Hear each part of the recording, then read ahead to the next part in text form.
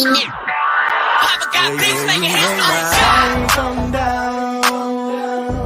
Ooh, you make my high come down. Always tripping when you come around. Never have to cut you out like right now. You see, I don't have to drive me. You can say that for your mama. Maybe you should smoke some. Me try the marijuana. I was never you good. The vibe was straight. Showed you a couple of things and they finished change. I treated you right. Everything was a gift from a time to your bag and the color on your lip. Welcome to Seahawks Man to Man podcast, powered by Blue Wire. Shout out to the new company. My name is Michael Sean Dugar. You guys can follow me on whatever Elon Musk is calling that app these days. My at name has not changed. It's also Bing right there under my finger. Bing. At Mike Dugar, MikeEdugar. Shout out to everyone watching or listening via our YouTube channel. Seahawks Man to Man is the name of the channel. That is Seahawks Man, the number 2 man. It's the same thing on Instagram and TikTok.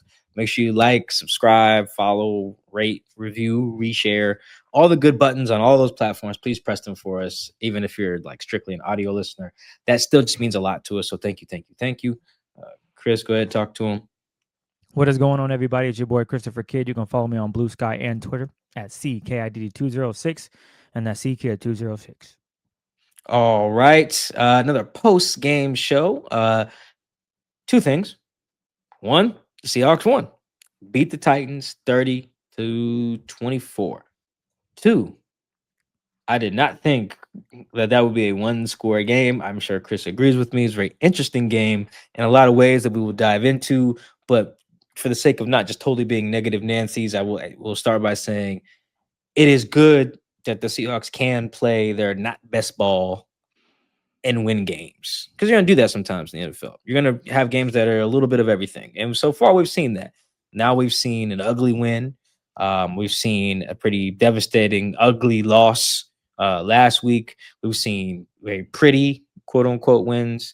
If you guys have been listening long enough, you know, I hate the term like when you call wins not pretty, because your offense didn't play well. Like, well, your defense is part of the game too. So usually it's a game where you win like 6-3 and you're like, oh, it wasn't pretty. Well, it's like your defense played nails, bro. That was pretty as hell. But anyway, so we've seen some quote unquote pretty wins. Commanders, Saints, second Cardinals game. We've seen gutsy wins like the first Cardinals game. So we've seen a little bit of everything now. So we get kind of a quote unquote ugly win. It's fine to do that here and then. The champions, whoever wins the Super Bowl every year has done it. Chiefs, Eagles, the Rams, one that's like, you can go down the list. So it's completely normal, completely fine. In the grand scheme, it does not mean the end of the world if you don't beat the snot out of every team that you're supposed to beat the snot out of. Got that out of the way. Cool. That's good. At the same time, Chris, like we're recording right now, and the Rams are up a bazillion points on the Bucks right now. That's probably what the Seahawks should have did today. They probably should have did that to the Titans, and it's very interesting. Like I said, we'll dive into all the reasons, but it is very interesting that they did not do that to the Titans today. Well, yeah, Mike, the point spread, as we talked about with our guy Ben Arthur previewing the game, was 13.5 points. The Titans covered. So if you would have said, Titans are going to show up and make it a good game, which I don't think any Seahawk fan would ever do, dare I say. Yeah, you won some money on Sunday because the Titans showed up. As Mike and I were wrapping off wax, Mike was talking about EPA and that this was, by EPA, Cam Ward's best performance this season. Now, obviously, he was amped up for the game because going in, he watched the film. He knows what the Seahawks defense can do and what they're about. He was ready for the challenge, and he took the challenge straight on. He made a lot of incredible plays using his legs, getting out of sacks, things that the Seahawks haven't been too bad at. The last time they had someone that elusive was Jaden Daniels of the, or not Jaden, oh my gosh. Yeah, Jaden Daniels, I'm right. I'm thinking of the NBA player, Jaden McDaniels, but Jaden Daniels was in the pocket escaping for the Commanders, but they did a really good job of, that was their only offense. And multiple occasions during that game against the Commanders, he would run for 4 yards, 5 yards, and it wouldn't result in big plays down the field. It would result in, it's a turnover on downs. They're punting. Against the Titans, you saw a little difference. It was a first down here, an explosive here, a run for 9 yards, making it 3rd and short. going forward, and the Titans were successful, albeit I don't know why teams continue to try and run the football on the Seahawks on 4th and 1. I think if you're an OC at this late in the season and you think for 1 second that you can run the football against the Seahawks defense, you might not be getting a key to come back into work that morning after, because it doesn't make any sense. The Seahawks have been phenomenal on 4th and short, stuffing the run, 3rd and 1. That has been money. They're just too good. So the fact that teams aren't just play action passing out of that is kind of shocking to me. Albeit the tight end number 84 on that 3rd and 1 to get them the 4th down, he dropped the ball, which Uchenna Nwosu was on coverage on. And everyone, let's please stop doing the no catch signal when they drop a pass. You had nothing to do with it. That is one of my pet peeves. If you didn't put your hand in there, knock it away, you do not have any say in standing up and showboat and talk about, yeah, incomplete. You can't do that. I just feel that is just, it just grinds my gears. You didn't do anything. The guy just dropped it. So sorry, Nwosu. I know you were amped up, but the guy just dropped the football. Anywho, for them to try to run it the next play on 4th and 1 is kind of crazy to me. I just don't understand it. And maybe that's something I just got to get used to. But outside of that, I thought the Seahawks, they just didn't play their best football, as you mentioned, Mike. They missed a lot. They missed a few tackles earlier in the game. I mean, a couple of 3rd downs, guys were just, I think Tajay Spears made a couple of guys miss. I mean, my goodness, he ran from one side of the field to the other. Thank goodness Nicky Memori chased him down, but you get my point. They just wasn't their best football. And as you mentioned, Mike, they're going to have performances like that. And I'm sure a lot of Seahawks fans were hoping they would just go in and smack this team up. But they've done that to other bad teams, which is a good sign. But you got to give credit to the Titans for showing up, not laying down and giving up. They had a punt return for a touchdown. They did some things good. And the Seahawks, as you know, did some really things bad. Titans should have had a couple of interceptions as well. Thank goodness the DBs can't catch. We have a group chat for one of our fantasy football leagues and might be talking about how bad the safety play is. And you see it. The Titans just cannot catch. The ball was thrown right to him, and he drops it. Helps the Seahawks out, but those are plays that against better teams, that will result in turnovers, pick sixes, you name it. So they did escape with one in regarding the turnover aspect of it. But for the most part, that's something they can go back and look at the film and see where they need to improve at every phase. Special teams, defense, and the offense. Unless you're Jackson Smith and Jigba, I think at this point he gets an A. Like, he didn't do anything wrong on Sunday. How about that? He was perfect, I think. Yeah, well, for what it's worth, the Rams did score on the 4th and 1 run last week, so you can do it, but you're better off spreading them out versus After 3 attempts, Sean McVay had to go deep. The thing you can't do on the Seahawks with any regularity is put your heavies on the field and say you're going to run, then run. Maybe if you catch them off guard, you can get them. Like the Rams did a good job of. Well, the Rams just a good team. Like, as we speak, with 31-7, they're up on the Bucks. That is that is a very good team. And yeah, last thing before we get into, you guys got questions, voicemail stuff, so we'll dive in everything. This ties into what I'm sure you guys are asked about Jax. They won this game. Like, the difference in the game quietly is that the Seahawks had Jax. It really was. It was like Cam did some good stuff. I'll probably write about him this week too, because thankfully Clint Kubiak finally and Mike McDonald got the updated version of the film that shows all the good Ken runs. Maybe they didn't get that the first half of the year, so they were doing this timeshare thing. But now it's like, oh, look at that, number 9 can run. Well, yeah, duh. Where were you guys before he? Anyway, yeah, the difference in the game really, it felt like, oh, there's this guy on the other team, the Seahawks, that is that they can't stop. So we're good. We're fine. Like, push comes to shove, we'll find a way to throw the ball to number 11. He'll catch it, and we'll win the game. Like, Jax had 8 for 167. Number, yeah, 8 for 167. That's ridiculous. A couple touchdowns. That's just ridiculous stuff. He really was the difference, I thought. It's not that the two teams were totally even without that, but they were closer than I would have anticipated. It felt like Jax was one of the few guys today who was consistently just winning when his number was called. I thought Reek had some good reps too when his number was called to go win one-on-one. The thought Spoon had some good tackles and just good run for Drake Thomas had some big plays too. But like consistently without just watching the film, I was like, yeah, this is why you spend a first round pick on a guy, because you want first round picks to be difference makers. You want them at some point when you play a team to be like, oh, this guy we drafted in the first round, they just don't have an answer for, so we won today.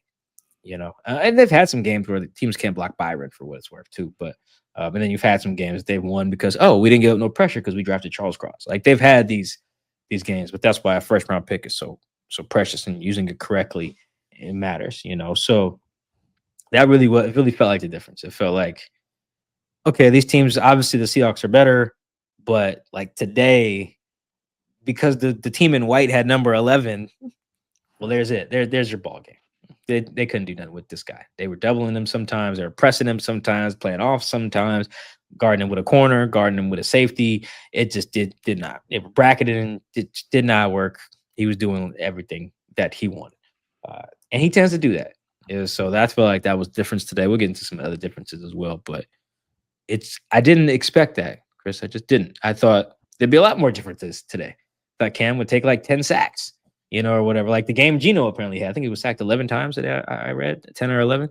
I thought that was going to be this type of game. I thought the Seahawks defense would be more dominant. I thought they'd force some turnovers, get some strip sacks maybe on the guy who leads the league in none of that. I thought thought more guys would eat in the passing game. I thought Rashid Shaheed would get some action besides a weird wildcat design run thing that maybe we'll talk about. So shout out to Jax. He is him. He really is him. It's Jackson's world, and we're all just kind of living in it right now. So are the other teams. So are the Titans. Unfortunately, they got a big dose of the JSN show, and that's why they took an L. 1000%. So we did get we got a voicemail, we got Twitter questions, Instagram, and Blue Sky. Mike, you ready to get to some of those? All of them. Yeah, let's get to all of them.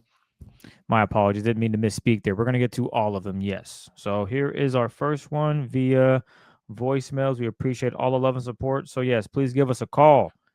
Don't be shy either. I know it's weird to call in and hear your own voice on the show, but give us a call, 206-705-3821, and you could be on our voicemails just like this. Hey, man, this is Carlo Coleman calling from Decatur, Illinois, on the way back to Illinois from Nashville right now. It's always a movie. It's always a great time. My boy Mike, it was a pleasure seeing you. Appreciate the book. 2 quick questions for you. One, were the Titans just looking that crisp, or were we just that sloppy? Because there's no way a 1-9 team should be competing with us the way they did. And secondly, where is Shaheed stretching the field at, man? We just traded 4 or 5 picks for him to be taking the top off the defense, and I haven't seen it one time, man. So let me know. Great seeing y'all. Looking forward to next week. Let's get it going. Appreciate the love. Yes, Carlo was one of the people I had signed books for at the game. We'll get to some other shout outs later in the show, but yes, a reminder. You want a book? Hit me up. My DMs are open. On Twitter, they are now open to everyone. I didn't realize I had the filter set to where it was only verified people, so I apologize. Elon's fault, really. But that's fixed. But anyway, shout out to Carlo. Good to meet you, brother. Appreciate the love. Just slap. So there's some stuff where you give the Titans credit. There's some stuff where I'm like, what are you guys doing? Sam took a weird delay of game in the red zone. What are you doing? I think if I remember off the top of my head, Abe had a false start. Yep. Charles had a false start. There's another false start in there. Either Charles or Abe again. Gray got called for holding. Yeah, Sam would delay a game. What are we doing? Maybe the holding can be like a actual, like, the Titans did a good thing. I'd have to go back and look at it. Otherwise, that's procedural. That's operational. What are you doing? They had a false start on a PAT. I forget after whose touchdown it was, but that stuff, felt like, okay, the Seahawks being real sloppy there. The Seahawks have had some issues finishing sacks this year. Some guys have low totals because of that. Like this was D Hall's first sack, for instance, today, which is crazy to say in week 12, which is how well he's been playing. I think Boye only has 1. A few other guys just only have like 1 or 2. And it's because some of them are just missing sacks.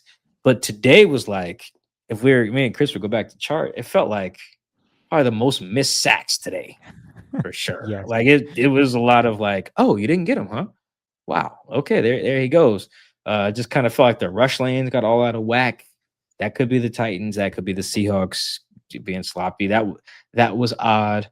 Some of the play calling got odd there. They had a 3 and out in the third quarter, and I was like, "You're up 20. You drafted a fullback. Why You are you signed throwing it? yeah, you hired 3 coaches who have run game in their title. They got a run game specialist, a run game coordinator, a new O-line coach who's like supposed to specialize in the wide zone run game. You're up 20 points and you come out just slinging it. It felt like they were trying to get Jax the record, like he was a Make-A-Wish kid. It's like, well, this is the third quarter. He'll get the ball again eventually, and one of the catches did give him the record. So that was odd. They went 3 and now on the weird play to Cup that also could have been like it was a ball that was in harm's way. Weird. And then I liked though the next drive that came out was like, okay, we drafted Robbie Oots for a reason. Bring him in, run, play action, run, and then Zach scored. It was like, there we go. So a little bit of both. There was some crisp stuff from the Titans, but it does feel like it was a weird, like a sleepy game. I'm gonna call it. It was like sleepy. It was like they just kind of woke up. It was like, oh shoot, we gotta play today. So I will say, and I give you the stat I gave Chris that he referenced, right, in terms of where we should give the Titans credit. So as Chris mentioned, by EPA per dropback, this was Cam Ward's best game of the year, and EPA takes a little bit to explain, but just bear me out with the numbers here. So Cam Ward's EPA per dropback was 0.16 today, and EPA is like expected points added. It's basically it's an efficiency metric. Think about it that way. Efficiency. 0.16. 0.16 is Daniel Jones's season average. Like if you play at the level like the efficiency what Cam Ward did today and make the plays you did today, you'll play. You're kind of what Daniel Jones has been doing all year. Patrick Mahomes is at 0.15. Darnold and Josh Allen and Dak are all at 0.17. Like to put those numbers in context for you, like Cam Ward for the year is at negative 0.14. Like he's been mostly bad. And even against the Texans, which was his best game before this, last week, he was 0.01. So like that was to date his best game. Now he's way better. I did not expect that at all. I was just blown away. And I think Cam deserves a lot of credit for that. I was talking to Ben Arthur today. We were walking out of the stadium together. I was like, it's very clear to me, and Chris, I'm sure you would agree. If you put some competent people around Cam, he'll be fine. Like currently, he's not putting up no numbers, but it seems very obvious. You give him like a receiver who can separate and just like a decent set of fat men, he'll be a league average starter at worst. Like it seems very clear Cam Ward can play. It just seems also very clear he's surrounded by about at any given snap 8 guys who cannot. 1000%. He looked fine. I was surprised that they're 1-9. They didn't. They didn't look 1-9. No, they didn't. Point. And the broadcast was talking about all their in previous games, all the early mistakes they made. They had those mistakes, but it's not to an extent. The turnovers you mentioned, you thinking coming into the game, Cam Ward's going to fumble the football. He's going to throw the football to Devin Witherspoon, to Rick Woolen, because they don't have any receivers. That wasn't the case on Sunday. He was confident in that pocket. He was throwing some passes that you would think the Seahawks would be covering. You have a 3rd down and goal and a play that the Niners have been running successfully against the Seahawks in a cover 3 beater, getting behind the linebacker, running a deep dig. It goes for 13 yards, and now you're 3rd and 1 at the goal line. Those type of plays. Drake Thomas didn't get enough depth under there and didn't feel that there was a guy coming right around him and just wasn't there for that to make a play. Those are things that you want your elite defense to just be aware of. Knowing what could they run here? What other possibilities? What plays could they be trying to get going to get in the end zone? So yeah, but you got to give credit to Cam. He was ready for it. He was up for this game, going up against one of the best defense, arguably the best defense in the NFL, and he was able to, with the help of special teams, put up some points. They came out of there with 24. Obviously, they lost, but that's definitely a confidence booster. Cam's probably thinking, if I can do that against the Seahawks, I can do that against anybody, right? So I'm sure the Seahawks are going to go back and really drill down the film and try to be better for their next matchup. But they did squeak out of there with the win, and that's all, I guess if you're a Seahawks fan, that's all you want. I know a lot of fans are kind of like, damn, we want another blowout. I hear you. You guys have had some big ones, all right? Blew out the Commanders, blew out the Saints. You guys have done really good in that aspect of teams that shouldn't be on the field with you guys. You handle business. Today, you just had a team that wasn't going to lay down. The Seahawks looked sloppy, sleepy, however you want to word it, and they gave up some things that they normally don't. But now it's about correcting those mistakes, as from that first game against the Niners, where they're missing tackles. It just wasn't pretty. Well, that following week, they locked in, did what they needed to do, and they were fine. So that's kind of the same trajectory here. Yeah, you didn't play your best game on the road against the Tennessee Titans, but now how do you respond? How does Mike McDonald get these guys prepared for their next matchup? And I think they'll be fine moving forward. There are still some questions with the turnovers because, as Mike and I mentioned, Sam got lucky on Sunday. He really did. Good teams are probably going to take that back to the house or make a play on it and get an interception. But if he can just take care of the football, offensive line, being consistent, not being sloppy, false start, holding, those type of things. Holding, I guess I understand, but the false start stuff, that's kind of unacceptable at this point. So nail down those type of things, be better in certain situations. I think the Seahawks can definitely get back on a roll again to some consistency as being a dominant defense. And when you're playing a team that's less than, and you know that, going in there and handling business, whether it's on the road or at home. Yeah, I looked up Shahid's numbers to the second part of voicemail because I was very curious because I haven't looked because I haven't cared really, to be honest. But yeah, man, he's doing a lot of nothing. Um, I would say his production suggests a lot of nothing. I wouldn't say he's doing nothing. That's kind of unfair to him. But yeah, I mean, in the first game, he had 2 carries for 20 yards, which is great. His first game, he just showed up, and then 1 catch for 3 yards. The next game, he had a 2-yard carry last week against the Rams. Then he had 2 catches for 27 yards. I think one of those was a 21-yarder. Like I think it was like a little corner route or something. And then today it was that funky wild card thing, or not wild card, a wildcat thing that went for it's like 5 yards. I mean, it's fine, I guess. I'm not worried yet. But I think that the reason why you're not seeing uh, a lot of deep stuff is because it's taken a little bit to scheme it up. You know, I think that the teams are like with Jax, you gotta guard everything. You gotta guard everything, and you know you do, or you're cooked. With Rashid, I think they're kind of in a spot where like how teams would guard. I think who's like a Chris. Give me like a deep ball guy. Jameson Williams. Yeah, kind of like that, where it's like, okay, here's this thing he does that can kill us. You know, like I don't think teams are super afraid of like a 12-yard comeback route or something like that. You know, from Jameson, like they don't want him to catch it, but it's not like the thing that fears them. The thing that fears teams with Shaheed is like, okay, he might run past us. They ran like a shot play today for him, I think 2, and in both cases, it was locked up. The second one, Sam tried to throw it anyway, and that almost got picked because Jeffrey Simmons got to him. So yeah, they're trying, but I think the other teams watch film too. You know, so we'll see what Kubiak can cook up. Because to Kubiak's credit, he's scheming the hell out of ways to get Jax one-on-ones. So his brain works in that way to scheme against what the opponent is anticipating. He's doing a great job of that with Jackson. So those numbers actually are worse than I thought. Looking at those, like even today, I mean, every game looks like this, but the box score today is hilarious. Jax had 167 yards. Nobody had more than 30. That was Ken on a catch and run who has 30. Everyone else, let's see. Cup had 24. Good sideline catch by Cup. AJ had 18. Those might have all been on the first drive, honestly.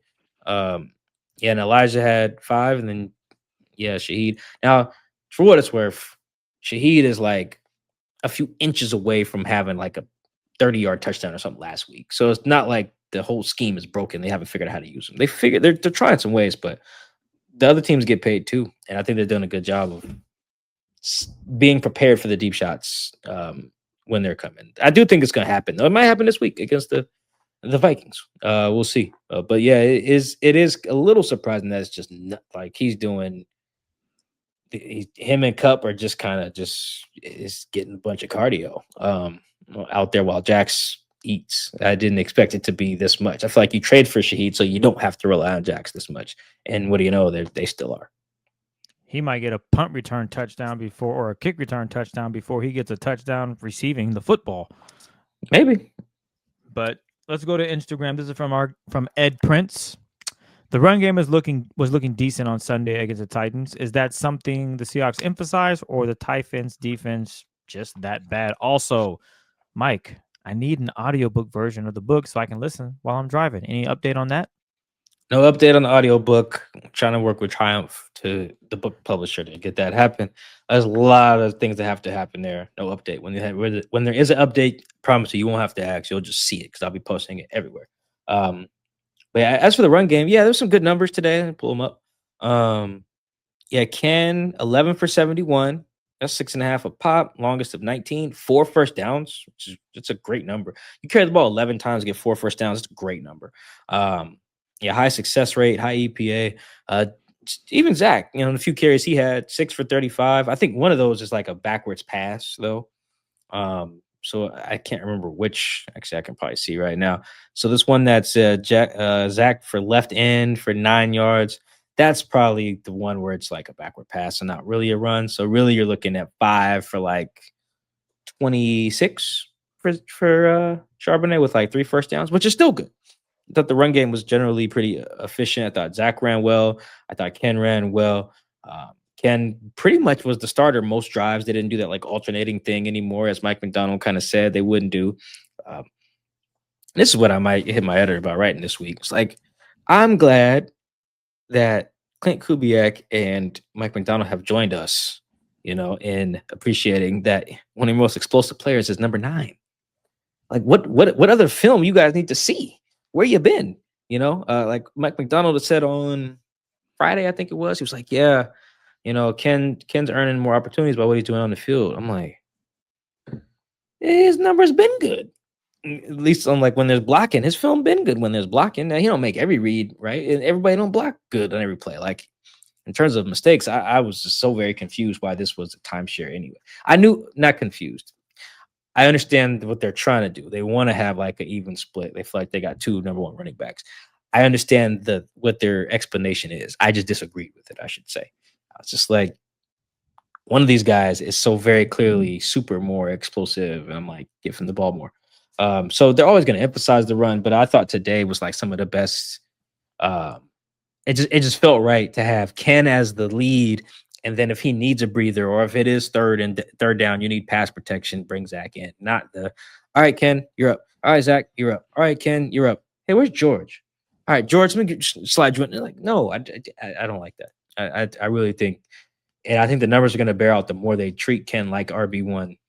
Like, I just think he has earned that. And your offense is going to be better for it, especially if no one else in the pass game is going to do anything. Jesus, is this going to be the Jack show? Which works. But yeah, I don't think it's a coincidence. You got some efficiency today against, I think the Titans defense and like success rate against the run wasn't actually the worst thing. I could pull it up at some point, but I don't think it was the worst thing. They're not good, but that's one of the things they're not like awful at. Actually, I got to pull it up right here. So heading into this week against running back runs, they were 13th in success rate on defense, which is like not the worst. It's not the best, but like the Lions are 12th, the Panthers are 14th, Seahawks are 7th. So, I mean, they were decent, on running back runs, and the Seahawks got some efficient stuff against them. So I thought that was good. And hopefully this is the wake up call that Clint and Mike and all those coaches needed to say, hey, let's treat number 9 like a guy, because he is. He had Chris, you know this? I'll give you a stat real quick. Ken went over 100 yards from scrimmage in back-to-back games for the first time all year. First time all year. And only the 4th time this season. I think it was Cardinals, first Cardinals, Steelers, last week and this week. It's 4 times went over 100 yards from scrimmage. He can do that every week. He can be your Bijan. I think Bijan is a little better, but still, he can be your Bijan. Hopefully they treat him like that. Man, who you telling? This next one comes from Jamar. Do the Seahawks have some obvious run tells that they are working on? It seems like a lot of the time teams are just stacked at the point of attack on run plays, especially when Sharp is subbed in. Has Kubiak addressed whether teams can read his run game tendencies too easily? Maybe not tendencies, but I know one issue is I think the Seahawks still lead the league in stacked box rate. Let me look that up real fast while we're doing this. Okay, percentage of runs versus an 8-man box rushing. All right, they're sixth. Right, so I can see why this is they. I should finish the stat. The Seahawks face 8-man boxes at the sixth highest rate in the league. And so that's part of what you're saying. That's an issue. And some of that is the personnel. You put Robbie Oots on the field, you put 2 tight ends on the field, you put 3 tight ends on the field, which they did sometimes today. You're just going to get loaded. You're inviting loaded boxes, and teams are responding accordingly. That said, there are some other teams in here. Let's use the Patriots, for instance. The Patriots lead the league in that category.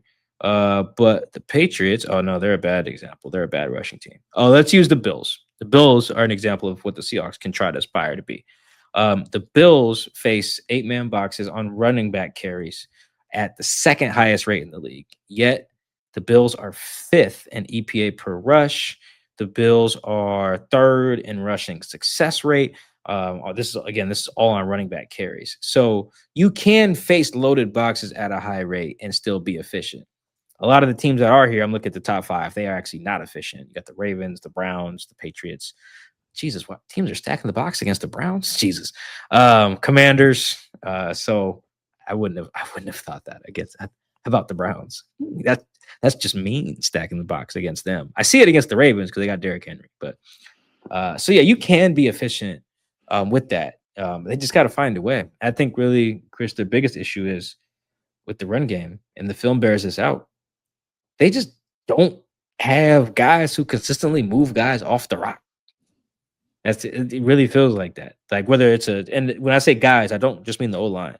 Some runs require Cooper Kupp sitting there. Chris just showed a clip a couple days ago. Kupp's supposed to block. He pushing Charles Cross in the back. Like it just doesn't feel like they have guys consistently at that point of attack who move people off the rock. And that feels like Chris, it could feel like that could be their Achilles heel if they don't get that cleaned up. Hopefully they get it cleaned up with Ken as the lead guy now, but it does feel like that could be their Achilles heel if they don't get that fixed. That's kind of been somewhat an issue all season, just not being able to run it effectively. To be honest, it's just been a bunch of, they did okay. They didn't do terrible. They did good. It hasn't been, that was the best running performance. You haven't seen that yet. And there's still hope to get there, but at some point, I don't know if they will get there this season. Because you know what they do have? They have JSN. So if you just throw it to him, it's going to work out. That can get dangerous, though. I know I said, I think 2 weeks ago, there are 3 great things the Seahawks have, which is Mike McDonald play calling, the defense playing really well, and JSN playing the way he is. And if you have those 3 things, you can definitely do something. But that run game is going to be very vital because, yet again, Mike, you mentioned in the third quarter a possession where they just went 3 and out because they couldn't run the football. I guess they didn't try to either, but it goes back to the point of just closing teams out. You have a nice lead, chew some of that clock up, have a 14-play drive. Sure, end it with the field goal. That's fine. You were on the field for 7 minutes.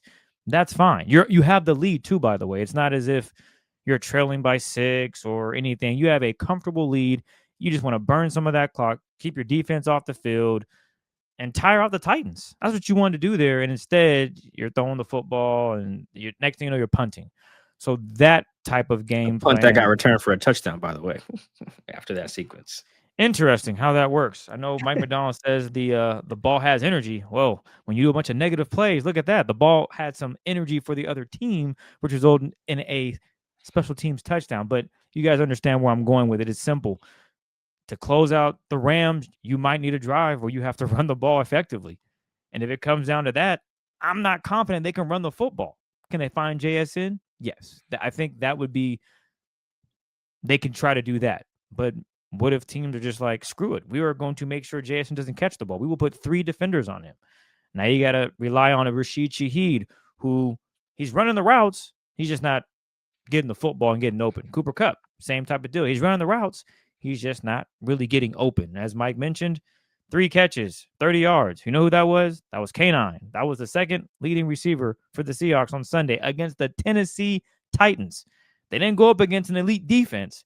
They were going up against a team that's 1-9. So that's not the biggest concern, but it's something to just start thinking about. Like, okay, when it comes down to late game situations, if they're not throwing a JSN and they're not running the football, what are the Seahawks doing?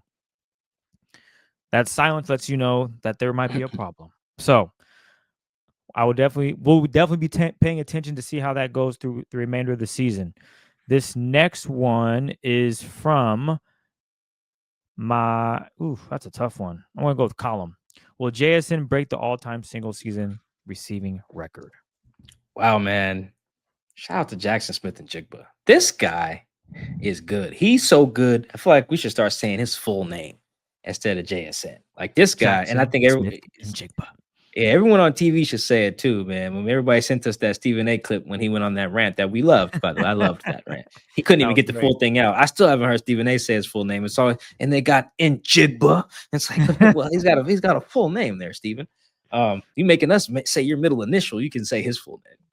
So you can get that out. But yeah, Jax is like special, man. I wrote it in my story that came out today, man. Jax really does feel like a mixture of like some of the best Seahawks receivers we've seen in recent years. Like he's got Doug's route running, Tyler's like deep ball tracking because they're both punt returners. So that makes sense.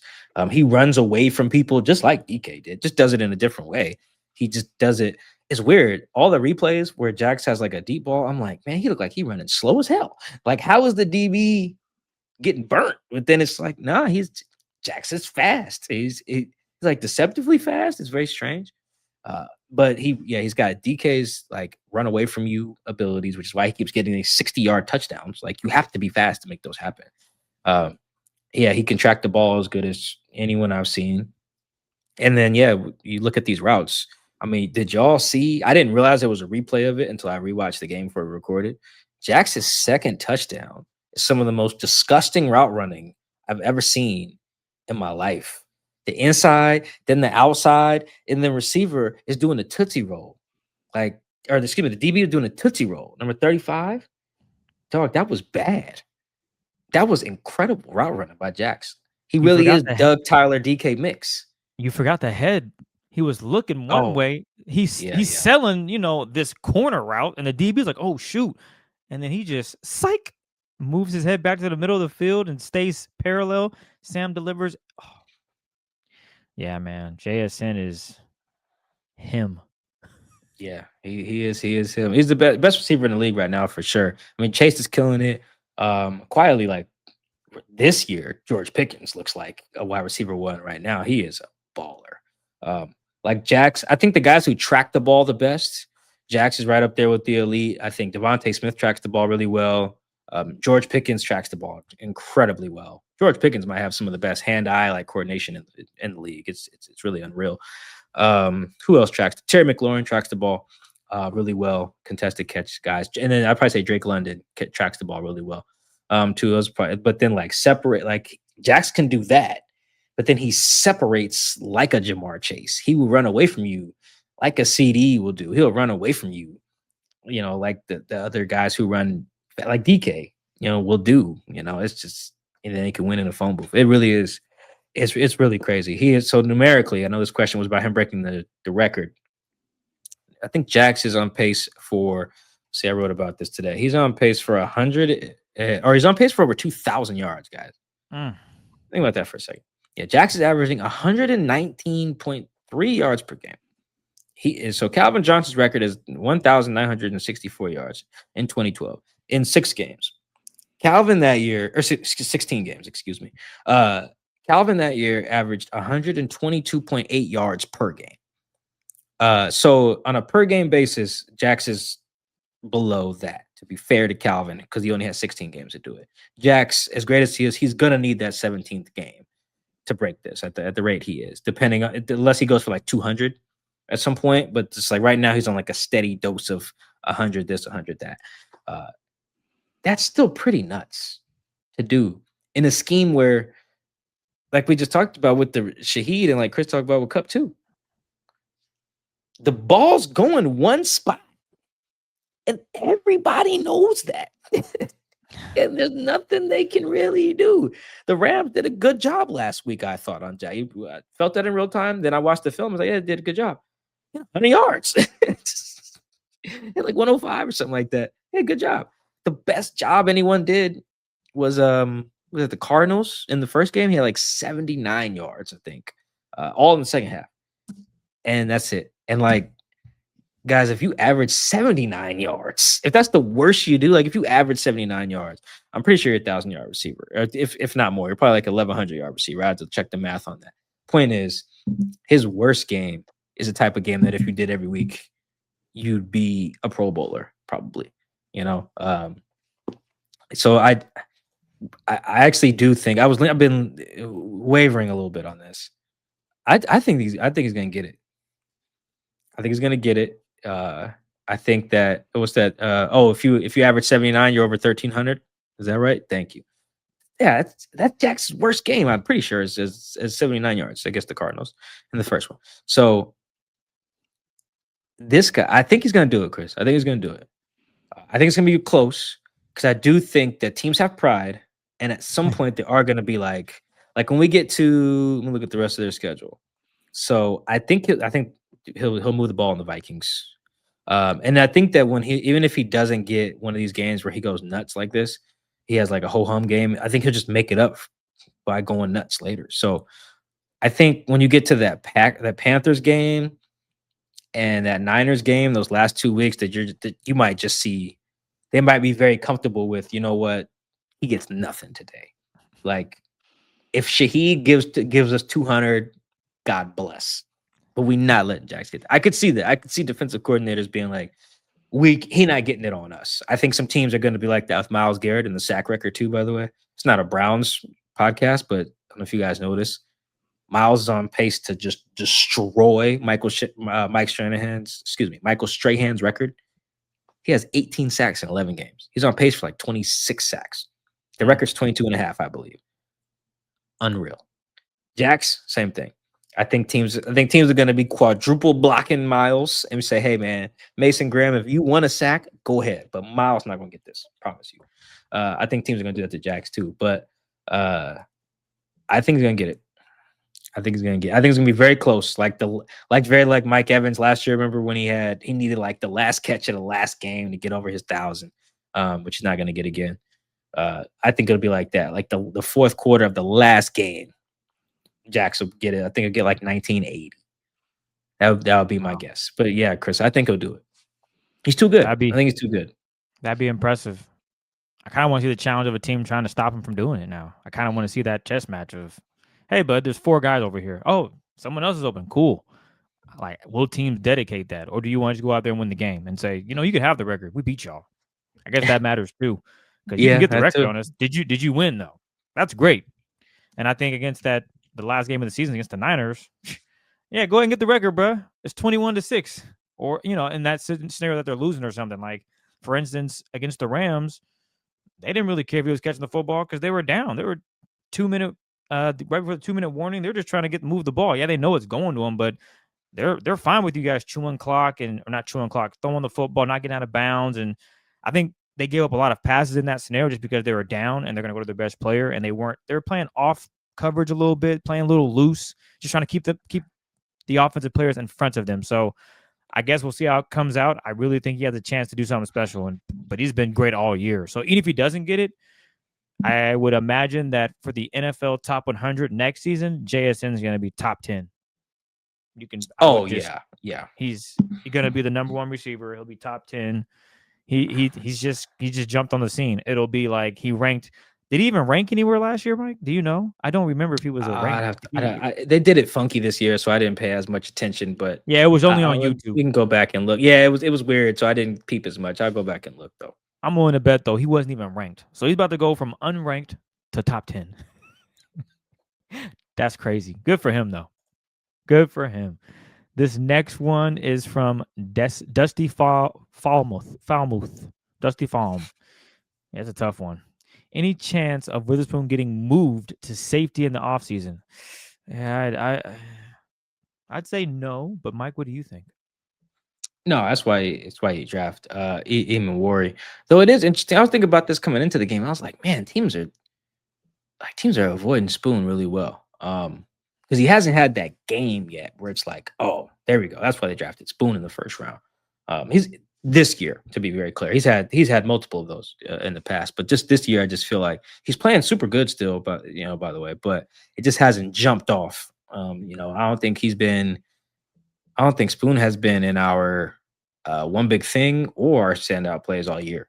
And some of that is because he got hurt a little bit, but still, he just hasn't. And that's not because he's playing fine.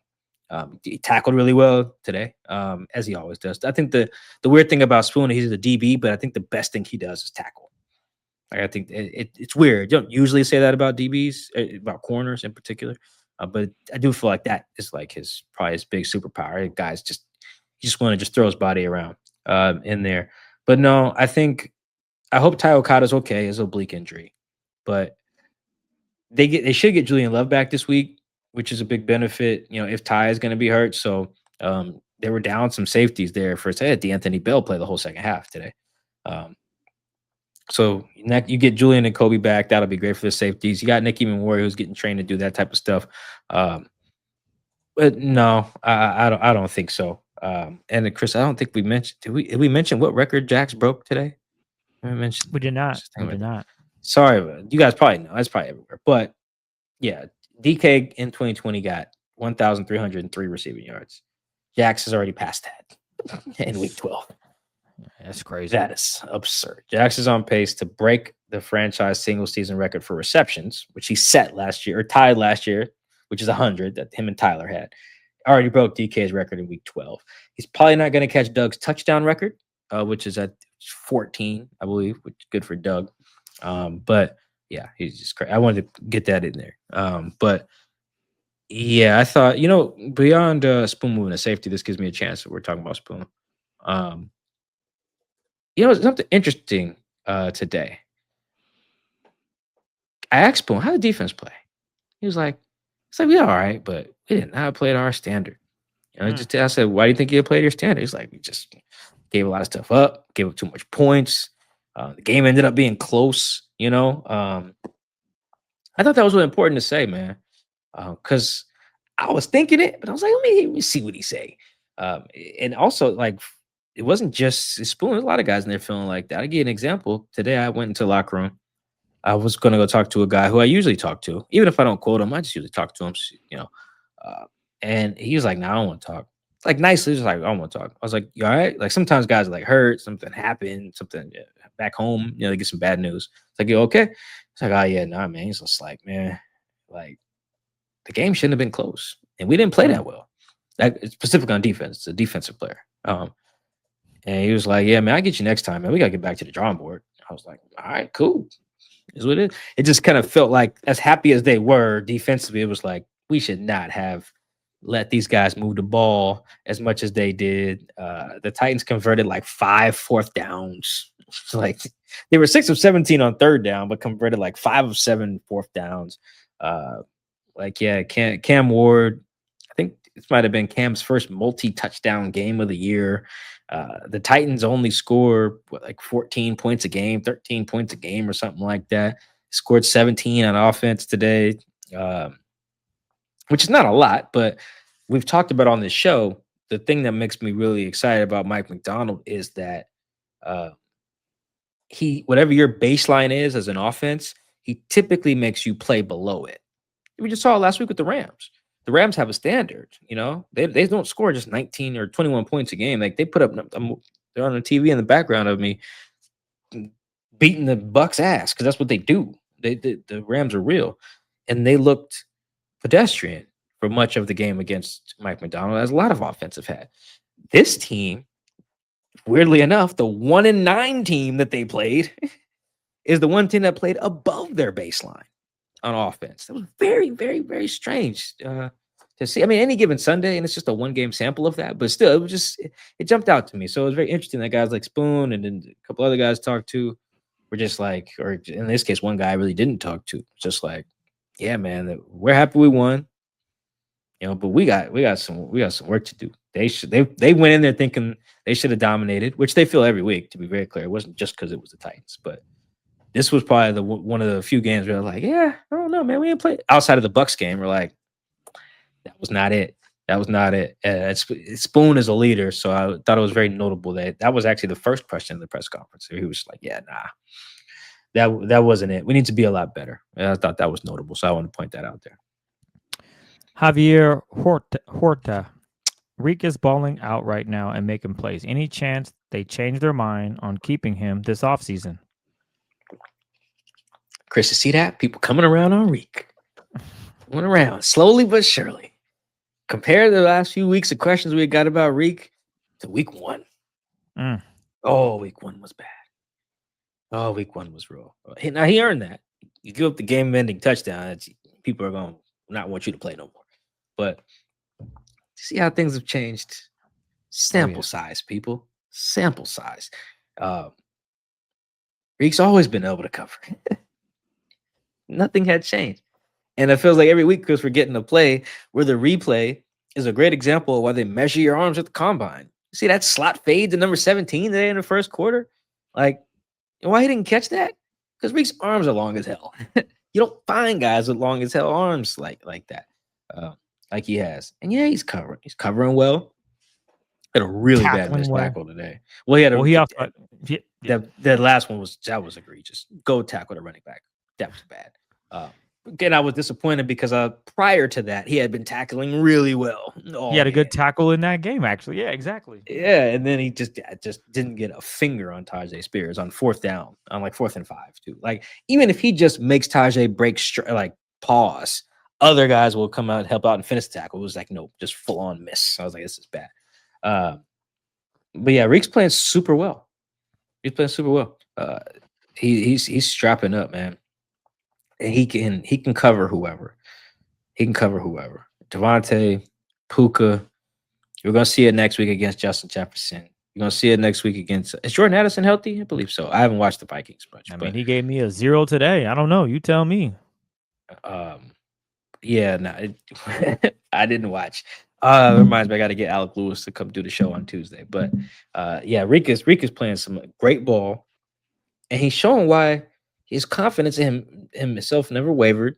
His confidence from the teammates never wavered. Now, maybe the coaching staff was like, we gotta sit him down. But yeah, the by the end of the year, Reek's film is going, and his numbers are going to bear out. This is a good corner. Matter of fact, really high end corner. Reek's only 26, or 26 or 27, one of the two. I'll double check that. But he's a high end corner. Yeah, it's 26. Reek's 26 years old. Doesn't turn 27 until May. Guys who are that big, that fast, and can cover, whether in the slot, whether outside, you just don't find those. You don't just go replace that. As much as this is a great scheme that everyone's playing in, that's a very rare player. He's playing like it. Playing really well, covering, running, tackling. It is really cool. I'm glad they had some replays of some of his coverage today too, particularly the slot fade. I was like, yeah, throw that tape on and watch him work. He's doing some really good stuff. It's not back to back weeks. How many weeks in a row? Basically, he had what game was that? He had all those the penalties. At the Cardinals game, I think the first Cardinals game. Yeah, he had like a DPI. He had 2 DPIs in that game. Since then, that was in week 4. Since then, Reek's been playing fine. He really has. It's really been nails, and the numbers are bearing that out. So I won't say the Seahawks have changed their mind, quote unquote. I don't know if they were for sure like, we don't need this guy. Because for what it's worth, it sounds like teams were calling the Seahawks about trading Reek. They weren't like, hey, what's up? You want number 27? No, it was just like teams are like, hey, what's up with 27 over here? Because we could use a guy like that. And the Seahawks obviously didn't move him because they know their value. Even if they felt like they were going to sit him down for a little bit, like make him cornerback 3, still, they see this guy can cover. And that's exactly what you're seeing every week. This next one is from Sierran's World. With injuries mounting up in the secondary, could you see JS reaching out to, I don't know, Someone you know, Mike, Quandre Diggs, do you think he'd have any interest in the role available? Yeah, I mean, I think this is where Julian Love coming back is important to remember. Like he's been on IR for this is the 4 games now, so he can come back and play against the Vikings. I don't know if his hamstring is fine. Mike McDonald seems to imply that it should be. We'll see. Um, they got a funky practice week with Thanksgiving coming up, but yeah. So I think that there's no need to reach out as long as you got D'Anthony Bill, Nick can play safety. Maybe you grab like a practice squad safety or something like that. You already got Kobe. I don't think you need to do that because you're gonna need this guy to play special teams probably. The injuries today, quietly, I think, were probably due to why they gave up a punt return. Because they lost Chaz Surratt early, lost George Halani.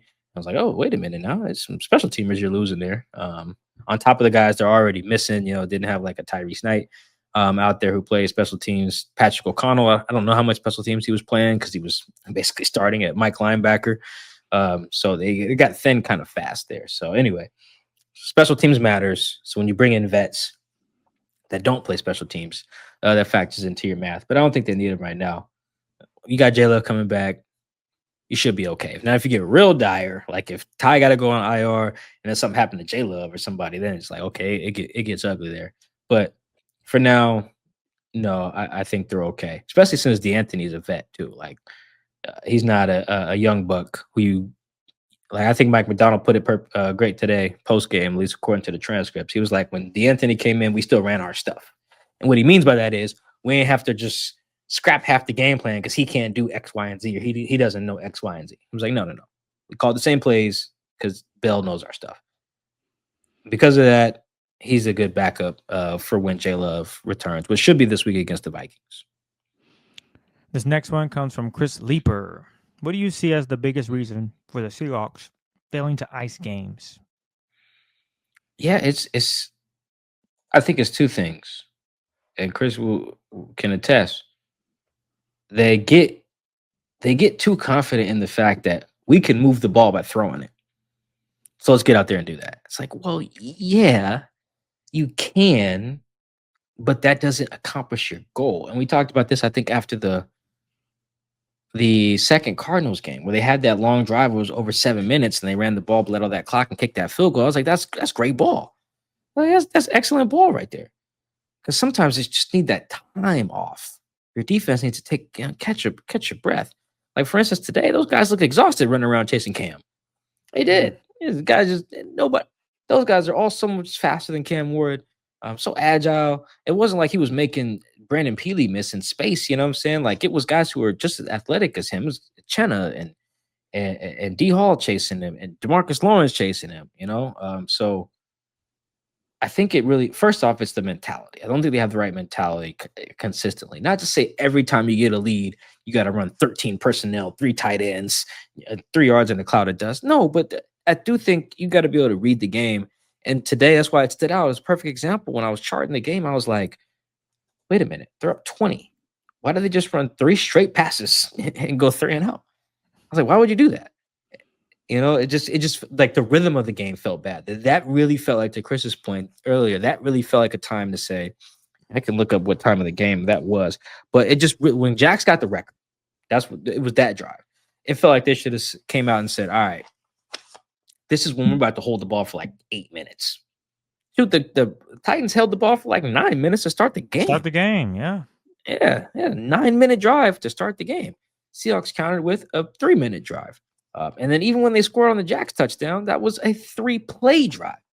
I do think Jax's other touchdown was part of a 3-play drive.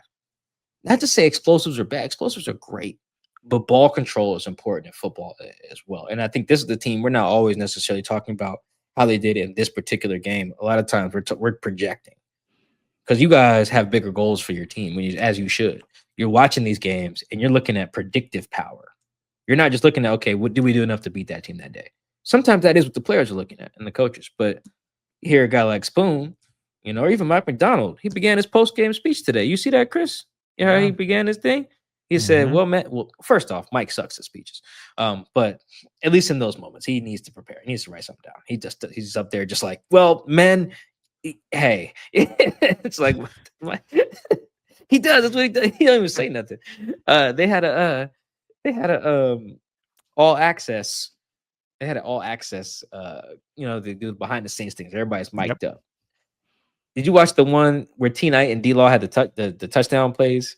Yes. Yes. So you see, they had a play that was after T Knight's first strip sack that led to the D Law. Mike huddles the guys up and he's like, "Hey, first drive after a touchdown, they're gonna be, you know what I'm saying?" And all the guys were like, "Yeah." I was like, "How the hell do you guys know what he's talking about?" He didn't say anything. Oh He didn't man. say nothing. We gotta put that in the show. We gotta clip that in. I'll find the clip for you if you need.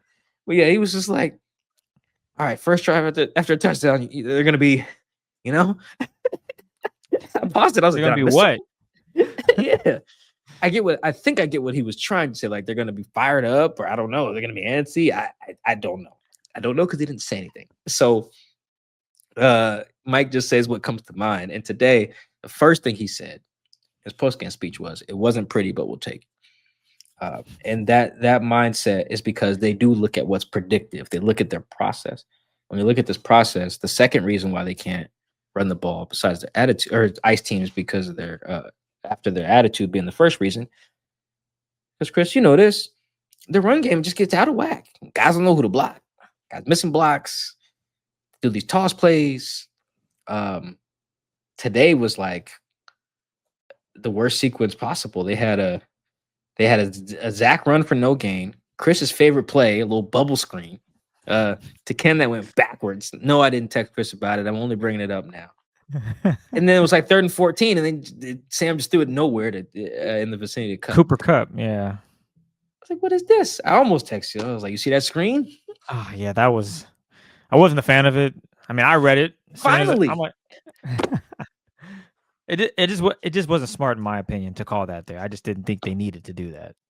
But I don't want to get into nitpicking the plays that that Kubiak could be running here and there, because sometimes, nice little screen works. There you go. And I don't text Mike and be like, "Booyah!" When does that work? Their screens don't work.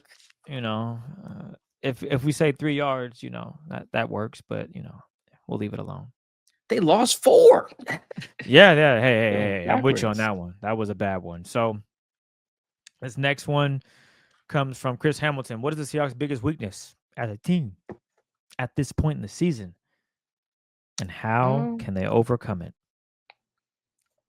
Yeah, I really do think it's ball control. It's not even just the run game. Really, it's just ball control.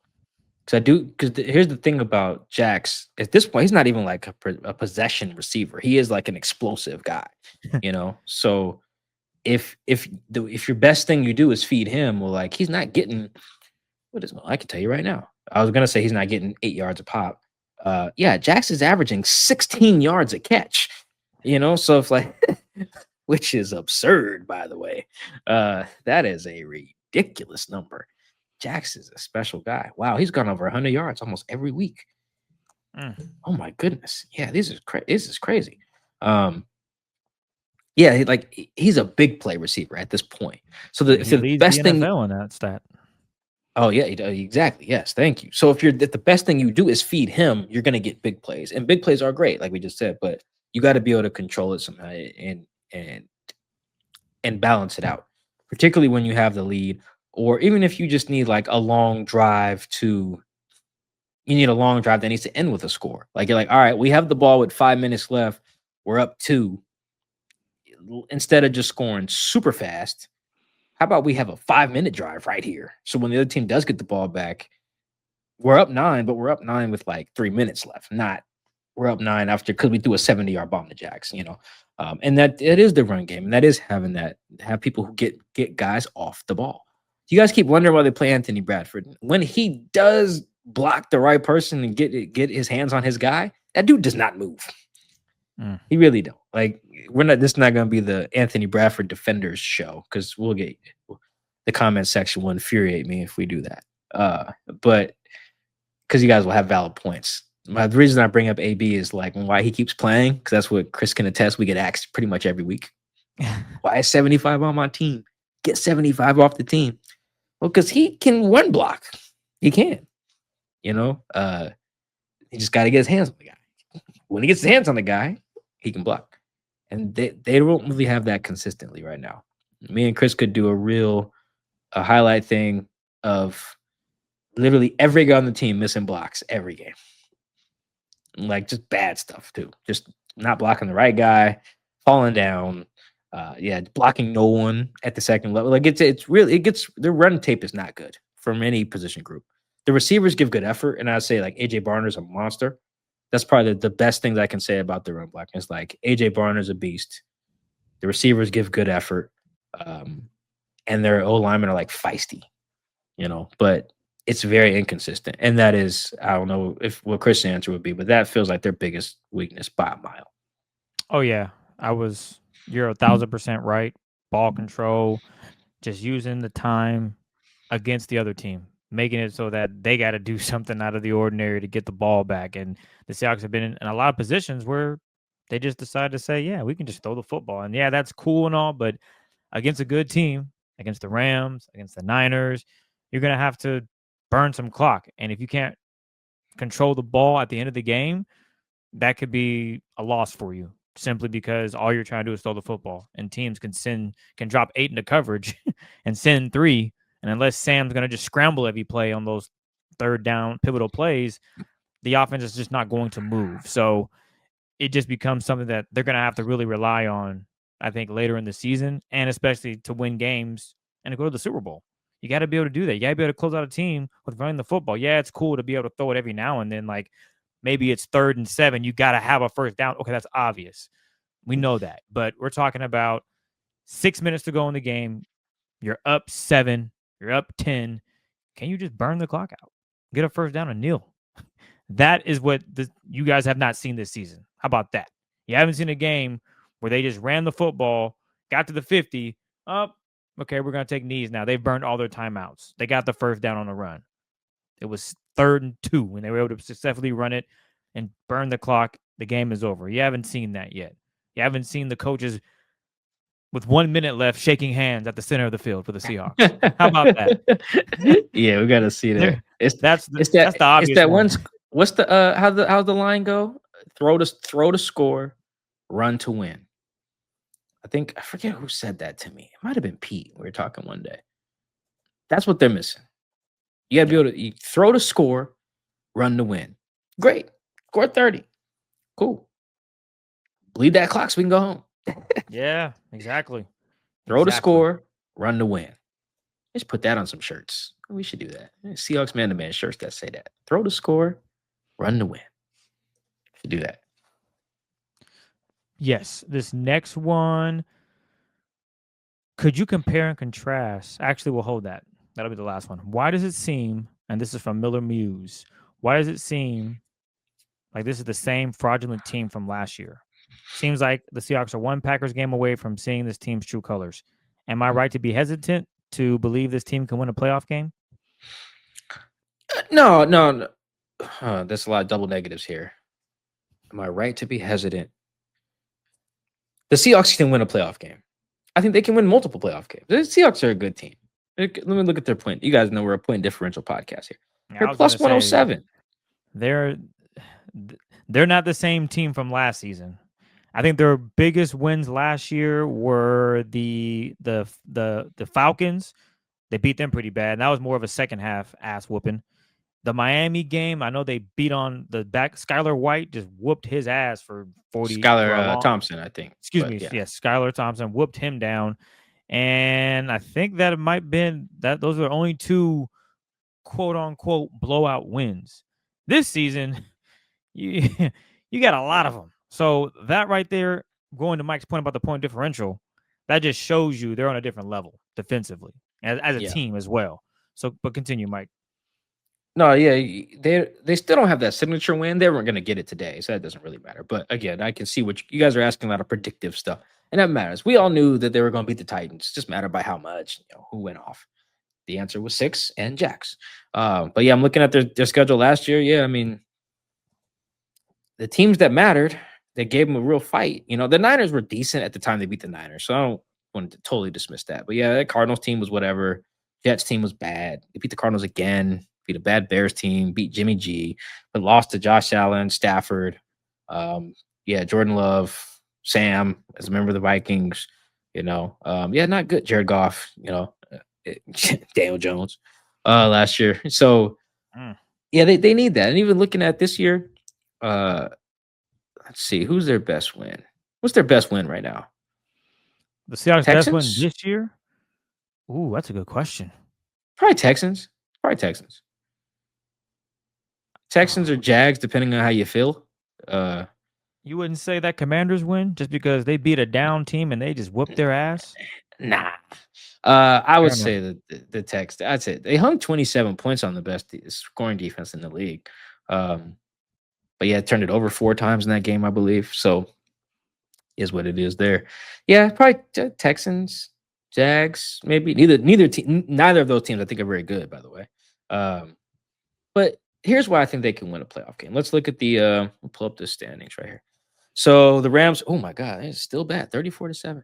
The Rams are going to be the number 1 team in the NFC. The point differential is going to be 100, and if this current score holds, about 124, 127 or something like that. Oh Yeah, my so goodness. that will be the best in the league. Best. Yep, best in the league. That'll surpass the Colts are at 112. So the Rams are going to be 9-2 with the best point differential in the league. So that's best record and best point differential. The Rams are real. They have a top 5 offense, top 5 defense. That's a real team over there. So even if you don't, let's say you don't win the division, right? If you got to go to the NFC South winner, which was it's probably going to be the Panthers and Bucks are going to be tied after this. They're both going to be 6-5. I don't know who has a tiebreaker. You guys will know by the time the show comes out. But so you got if you have to go to Carolina, I'm not like super afraid. You got to go to Tampa. I'm not super afraid of them getting their get back. Like I think they would win either of those games. Then it gets a little tricky there. Like if they have to go to Philly in the second round, I think that's a big difference than if they went to like Detroit, or excuse me, if they went to Chicago, because I don't believe in the Bears at all. So we'll see how that goes. But I think they got a shot in the second game. I really think the Rams are the real problem. I think the Rams are a problem mostly because I think I'm pointing at my head here for those just not watching on YouTube. I'm pointing at my head because I think they're upstairs with Sam a little bit. I don't know how I'm not going to believe you can overcome that until I see it do it. Everyone else, though, I think it's fine. Like you could look at what the Eagles just did today. They blew a 21-point lead to Dak and them.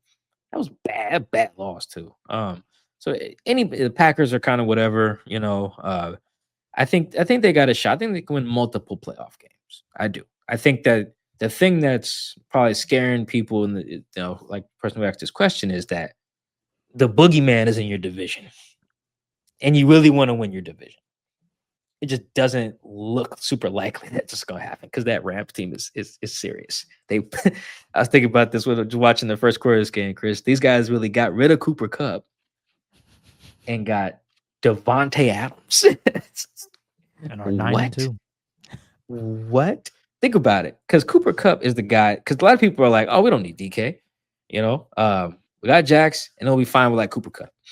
Okay, well, that's the guy you said you'll be fine with. Even if that's true, Cooper Kupp wasn't good enough for the Rams in their mind. They were like, "Nah, we're gonna put somebody better next to Puka," and they did, and he's killing it, leading league and receiving touchdowns. They are a problem. So I think the Seahawks can win multiple playoff games, even with the flaws that we're talking about.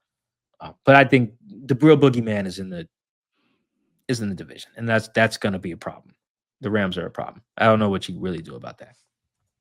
I want to correct myself. I misspoke. JSN is not leading the league per reception, but if we were to change the rhythm and make it so like you have to have at least 60 catches, he would be. Because I think Alec Gotcha. Pierce for the Colts is leading with like 19.5 yards per catch, but he's only played, Oof. I want to say 8 games, and he only has like 30 receptions. So just want to correct myself there. I think Jason's number 5, but if we were to tailor the stats to make sure that guys have at least 50 catches, JSN would be leading the league in that stat. Yeah, I'll give you the top 5 if you want it real quick. Go ahead. The top 5 in order is Alec Pierce, correct, 21.1. Jameson Williams, 18.1. Yeah, these numbers are pretty crazy. Jameson Williams, 18.1. Kayshawn Booty. Yeah, that's how you say his name. 17.8 yards. Jax is at 16.4, and then George Pickens at 15.7. Emeka Ibuka's playing right now, so maybe he's at 15.6. So yes, but to your point, Jax has 80 catches. Alec Pierce has 29. Jameson has 31. Booty has 25. So like these guys are basically one-trick ponies with big yards per reception numbers, whereas the guys who are real more focal points of the offenses, like George Pickens, like Ibuka, like Jax, those numbers matter a lot more to your point. Like number 7 on this list is Kendrick Bourne. Kendrick Bourne has 31 catches, but he's averaging 15.5 yards a catch, so he's 7th. Yeah. He only had 30 catches though. That's it. You know, that's not a lot in the sample. Just to help you out. Thank you, sir. Last one is from DTLWBA81. Could you compare and contrast? Wow, I just came with a new word. Could you compare and contrast the defense of 2025 to the Legion of Boom era, please? Oh, this is fun. I'll reveal like a not behind the scenes a convo I had with our guest from the Texans pod, DJ Bienemy. You guys watched the Thursday night game. The Texans beat the Bills. That Texans defense is real. And he was watching the film and he tweeted out some numbers too. So we were talking about it on Friday. That Texans defense, like on a points basis and on like a points per drive basis, on a yardage basis, they are up there with the Legion of Boom, the Texans currently. So like we're seeing some modern defenses on pace with it. And for what it's worth, he was comparing the number to the 2013 Seahawks, just specifically, since that's the one that won the title. So we're seeing a similar defense statistically over in Houston. I bring them up because I think what we're seeing is how you have to be that dominant in today's game. Like the Seahawks were probably like the most vanilla defense to be elite ever. They ran one coverage, and you couldn't do a damn thing about that. That no team is doing that. Not the good teams, not the bad teams. Everybody's disguising coverage. Everybody's rotating safeties. Everyone's doing simulated pressures. Like there are some teams who are playing a little bit more man than other teams, like the Jets, for instance, I think play a lot of man. But by and large, every team is simulating. Every team is disguising. The Seahawks did none of that. They were like, Sherm's here. Brandon Browner's here. Bobby's here. KJ's here. Earl's here. Cam's there. God bless. And teams just peed down their leg pretty much every time, other than the Harbaugh 49ers, who were like, you know what we're going to do? Run the ball. That's our best shot. Fullback, Kaepernick, Frank Gore, let's roll. And that was a good plan. You see what happened when the Broncos were like, we're going to throw the ball. No, you're not at all, buddy. 43-8. So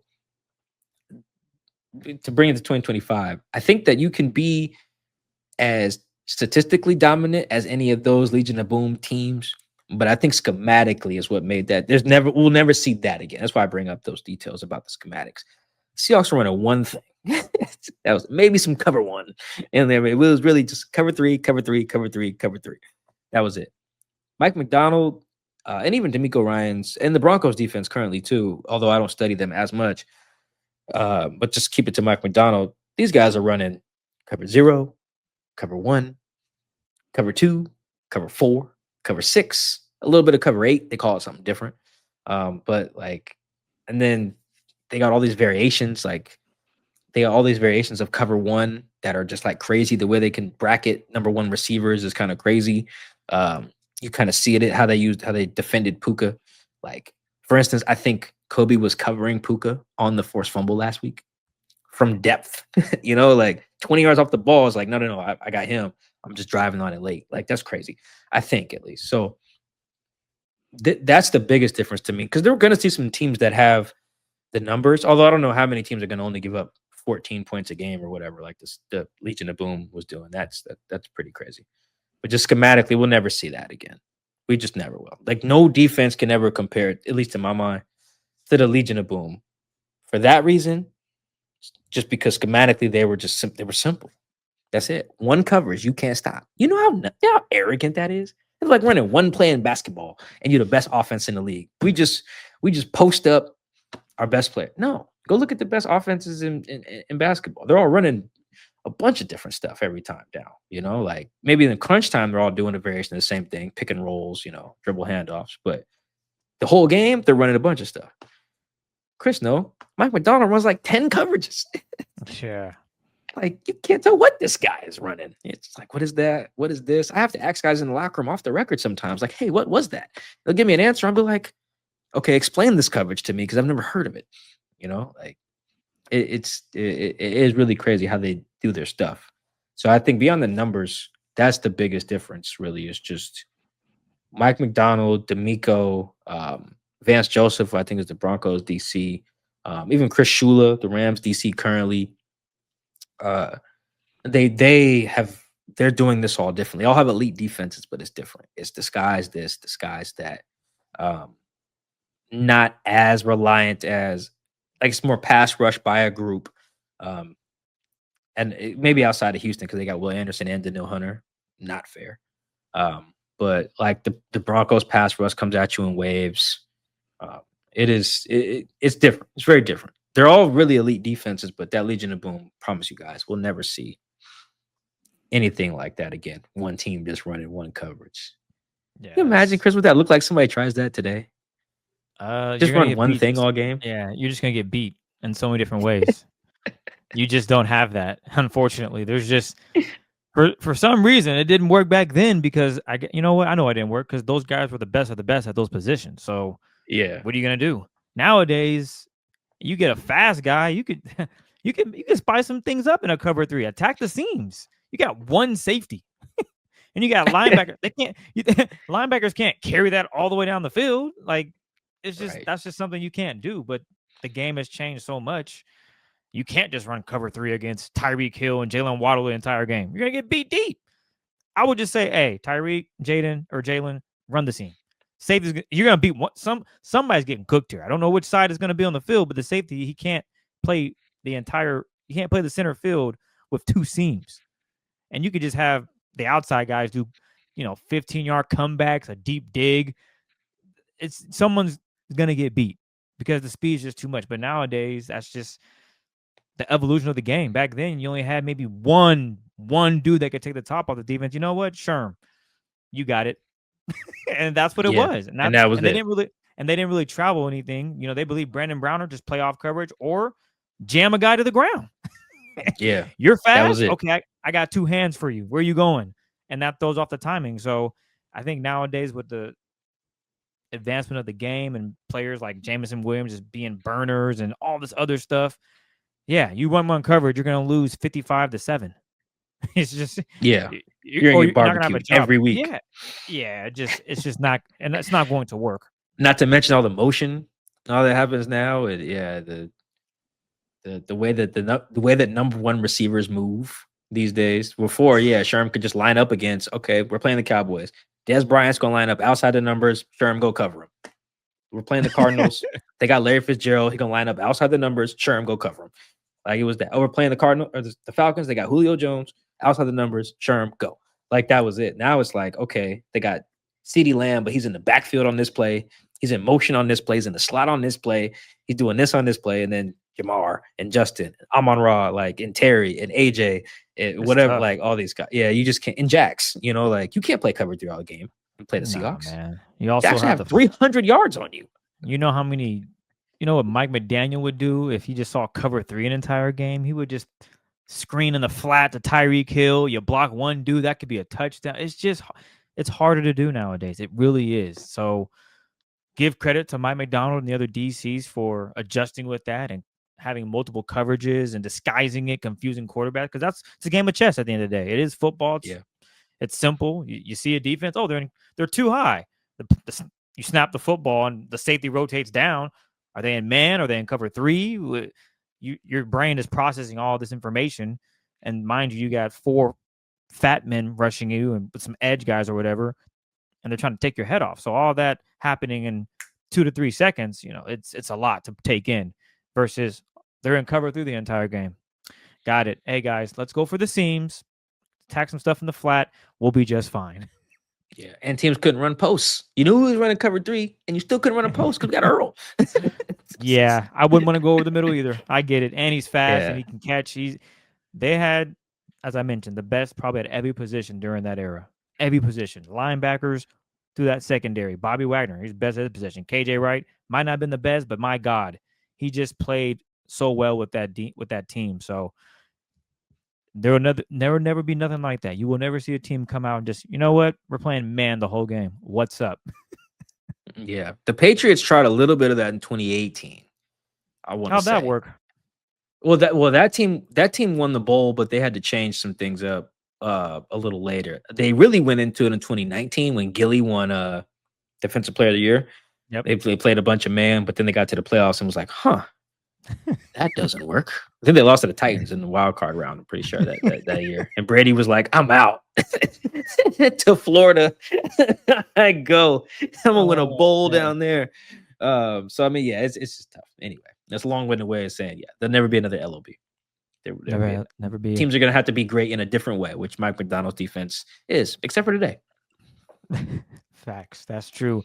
But look, we appreciate all the questions, all the love and support via Instagram, YouTube, TikTok, Blue Sky, Twitter, all of it. Thank you guys so much for tuning in for another episode of Seahawks Man to Man. Be sure to rate, review the pod on Spotify, on Apple, you name it. We appreciate all the love and support. We will come back to you on Wednesday with our One Big Thing in preview with Alec Lewis. I believe, Mike, is that who you're going with?